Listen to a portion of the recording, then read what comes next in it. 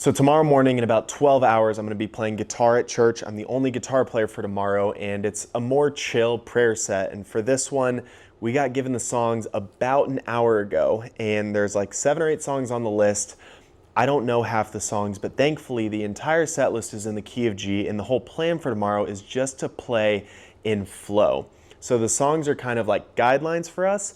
That being said, the songs could change. We could play some of them, we could play none of them, we could play all of them. So rather than try to practice and perfect 8 different songs 12 hours in advance, I'm just going to practice the key of G, the chord changes, and try to master the Nashville number system specifically in the key of G. Sometimes when we play, we've got multiple keys that we're changing in and out of, but tomorrow should be easier because we're stuck in the key of G. So even though I don't know all of the songs we're playing tomorrow, I haven't even heard some of them, I feel confident that I can play through them. I'm obviously going to listen to them tonight before I play tomorrow, but just knowing the number system, having an MD calling out the numbers, I'm going to be able to play the songs and feel confident doing so. So tonight, I'm practicing in the key of G, and here's what this practice looks like. So specifically for the key of G, G is the 1, that is the root note. Then after that, we're going A minor, then we go B minor, C, D, E minor, and then it's like a F sharp diminished is the 7, which I think is that. It's just kind of like, you could play the whole F sharp, but I think it's just playing those low 4 strings. But essentially what I do when I practice the key of G, or any key for that matter, in the Nashville number system, is I'll just kind of play through.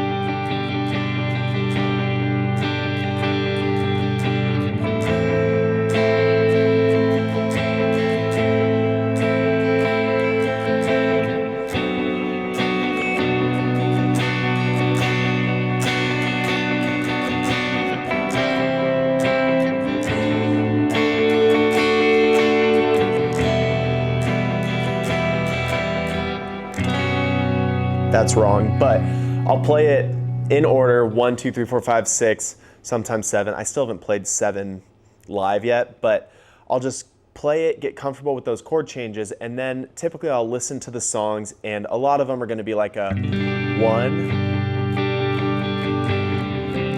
4, 5, 4.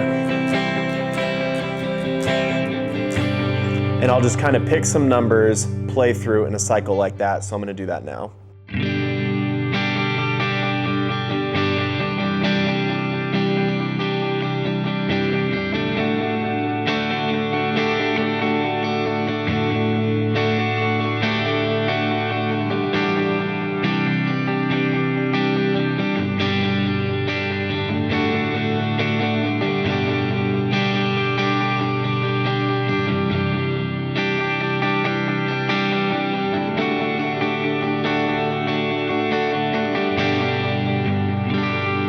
So that was just a typical 1, 4, 5, 4, 1, 4, 5, just kind of repeating. You know, a lot of these songs, especially in worship music, rely heavily on the 1, the 4, the 5. And then I try to play the numbers in different ways, just in case there's a different sound that I like. So maybe instead of, you know, we've got this, maybe this sounds better. And no, that doesn't, because it sounds too bright. It doesn't have that diminished sound like this one does. So, you know, I kind of play with that a little bit to kind of get comfortable, but I mean, the key of G is super easy to play because, you know, you got your G shape here.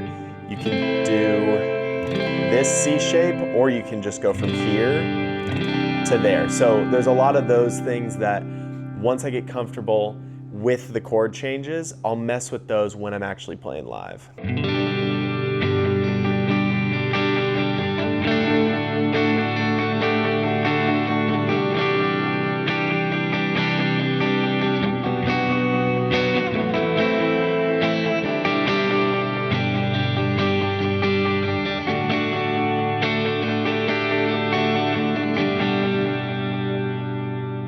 So tomorrow I'm the only guitar player. It's a very chill, laid back set. I'm gonna be playing just the big chords the entire time to kind of fill the space. But if there's an opportunity to play a lead line, I want to make sure I've got my scales down and that I'm comfortable. And since we're playing in G, I don't have to move around too much, but it would be nice to play G here, play G here, play G here, and then just kind of have some fun with it.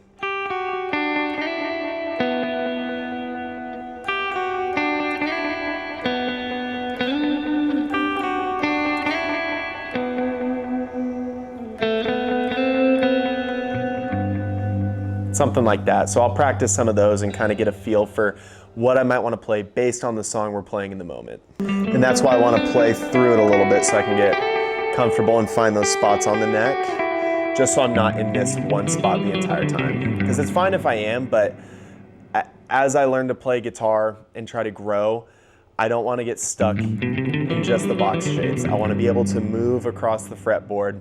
You know, I typically only play rhythm, so this is an opportunity for me as the only guitar player in this upcoming set to practice some of these other locations.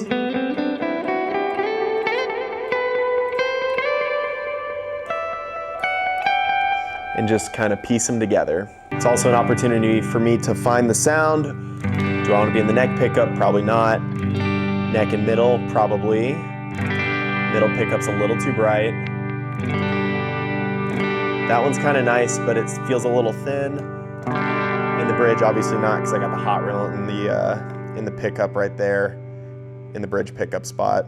But it's an opportunity to just practice, get comfortable with the chord changes, get comfortable with the weird ones for me, like going from an A minor to a B minor. I'm not very good at that, so I can go back and forth. And typically what I would do is I'll turn on a metronome and I'll just play slow.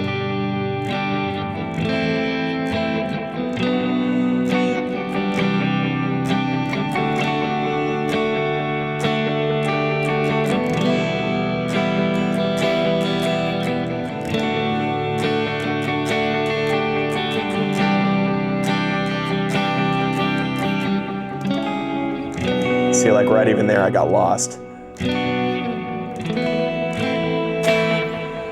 But that's the beauty of practice, is I know what my weaknesses are. It's chord changes specifically, so that's what I'm going to be practicing today. Realistically, I'm now looking at this. This is the B minor. I could just slide over like that, but I feel so weird playing these open chords without my index finger. But if I'm barring, that's what makes the most sense. So you can play C like that, but I prefer the sound of that one. I prefer the feel of this one. And I think honestly, this C resolves better in my brain than this one to the D. I don't know what it is, but that's the beauty of practicing, is I get to try this stuff out. And you know, this is why I started playing guitar, was to have these moments, these opportunities to go and play live. Even though it's going to be at 6:30 in the morning, I've had no prep time. I just got the songs an hour ago. I haven't even heard a lot of them. It's a really good growth opportunity for me, learning how to flow with the band, utilize the Nashville number system, because truly, if you know the Nashville number system in a church setting, you can play with anyone as a rhythm player. Obviously with lead, there are certain moments you need to know the specific lead lines if they want it played that way, but also if you know the Nashville number system, you know your scales, you can just use that live to create a new solo, which is exciting and something I've only gotten to do once. I didn't do great at it, I was really nervous, but I learned from that experience, and so tomorrow, I know it's gonna be another learning experience. So just in my brain, one more time, we got 1, 2, 3, 4, 5, 6, 7, back to the 1. That's all there is to it. That's how I practice for a set coming up with less than 12 hours of preparation, not knowing any of the songs. But if I stick to the basics and keep practicing what I've been told to practice and what I have practiced many times before, I'll be set up for success. And that's what I love about this whole journey with guitar over the past 5 years, now this year, as I've started to play live, I've really been put out of my comfort zone, out of my element, had to learn on the fly. 6 months ago, I did not know the Nashville number system very well, and while I still fumble around with it, I know it better when someone tells me we're in the key of G. I know what the chords are, I know how to play them, and I just have to retell my brain 1, 2, 3, 4, 5, 6, 7 for those specific chords. But it's a lot of fun, I really enjoy it, and I hope you enjoyed this video. If you did, be sure to like the video, subscribe. Thank you to everyone that subscribed recently. I think it was recently we got almost 1,000 new subscribers in just under a week, which is kind of crazy and came out of nowhere. So thank you so much for subscribing. If you're not subscribed, please do so. If you want to see more videos like this, I hope you enjoyed this more laid back video of me practicing for something I definitely don't feel ready for, but it's putting me out of my comfort zone, and that's what's fun.